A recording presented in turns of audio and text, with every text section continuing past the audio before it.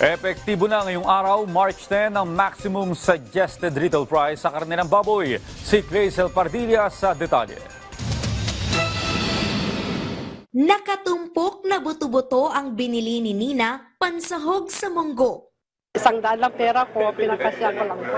Mahal kasi yung ganyan na karne na pang mga pork chop.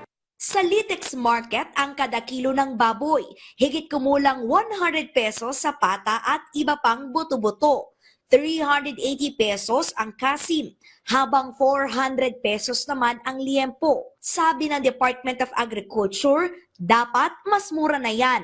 Epektibo na kasi sa Lunes, March 10, ang maximum suggested retail price para sa lokal na karning baboy.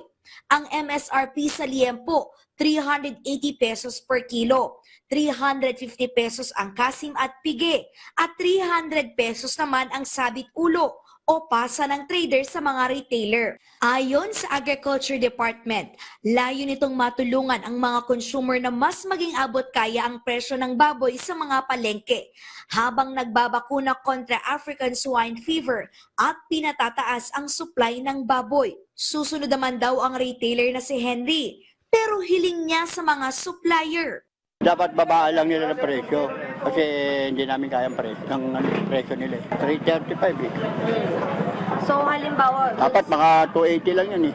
oo, Sabi tuloy. Iira lang MSRP para sa lokal na karneng baboy sa mga pampubliko at pribadong palengke sa NCR at nakatakdang reviewin kada isang buwan. Grazel Pardilla para sa Pambansang TV sa Bagong Pilipinas.